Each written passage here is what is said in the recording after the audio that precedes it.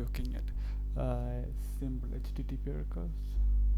So basically, I'm going to implement in basic HTTP request using URL session.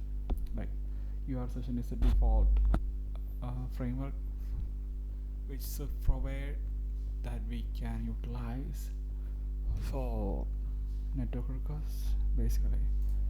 So this is the network request URL session. That's the definition. Is it part of Swift or UKit? It's part of Foundation framework, so it should be available for all the OS. I mean, kind of devices. So this is the login screen that we are implementing. I defaultly added this what? Yep. Username and email in the view controller. This is our initializer. Here I add a convenience initializer, and I'm providing admin@gmail.com and a password. So basically, what we are doing is once this is the done button. Yeah. Once the user click on login, this is the login button. This is the label. This is the UI component. Here we have this is the action. Authenticate using password. Here what we are doing is we are gathering this username and password, and yeah, username and password. Yeah, one more thing is here I'm gonna copy login password. Login enable is false. Then I'm gonna trim this white space. Okay. So basically what I'm doing is first I'm checking if its login button is enabled. By default, I mean if you already tapped, we have to disable multiple tap. That's why we are checking here. Then we set username is username, trimming white space in the beginning and leading and trailing. After that we are getting guardlet. We are creating the URL using string value, and if it fails we are just returning show authentication error. Basically this we haven't implemented the function, implemented definition of this. Detailed definition of show authentication error, but we will implement it later. Okay, now it's just a dummy function. This is a placeholder function. So first we create a post request. So in order to create a post request, we have to modify the HTTP method, and we have to provide accepted value type in header. So for that we are creating URL request by providing the URL and then cache, and we are asking to ignore all the cache, and we provide a timeout interval. What's the default timeout interval? It's 60 seconds. So I think it's seconds. For more information, timeout interval default is 60. Is it 60 second or 60 millisecond? Time interval is always millisecond, right? Who knows? I think so. So here I set 4 minutes, so it's 4,000. So I may be missing something here, or whatever it is. Okay, 60 seconds, so it's 1 second, is it? If it's 60 milliseconds, then it's no. 1 millisecond, no, 1 second is 1000 milliseconds, right?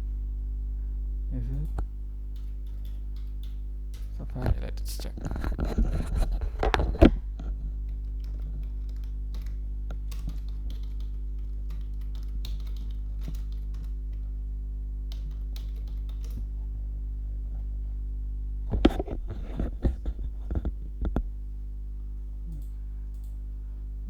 Second Stop. Okay. So let's check what's this time interval.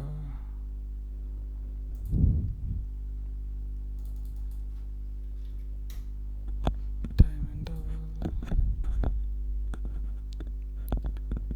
Come on.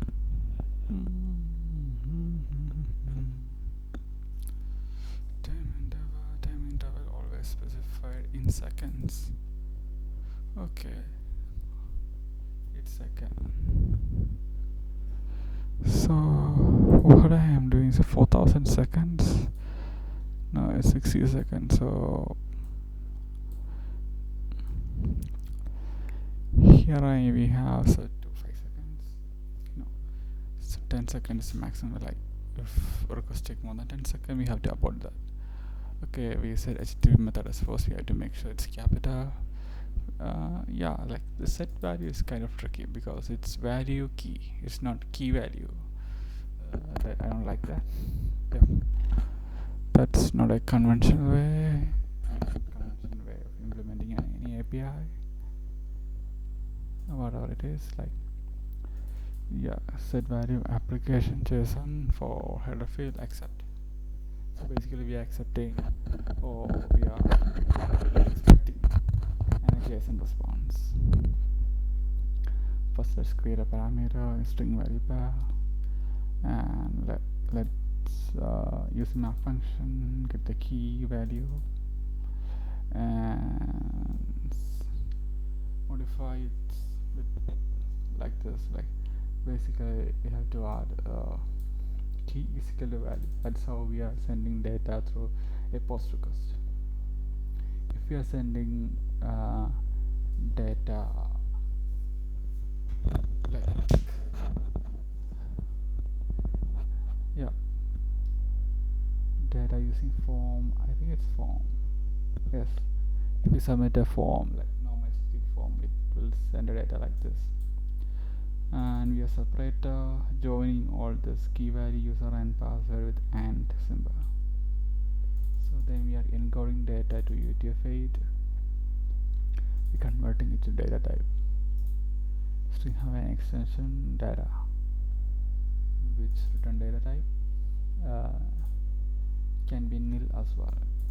It's optional data type and post request one. Okay, once we got, we will add HTTP body as this encode parameter.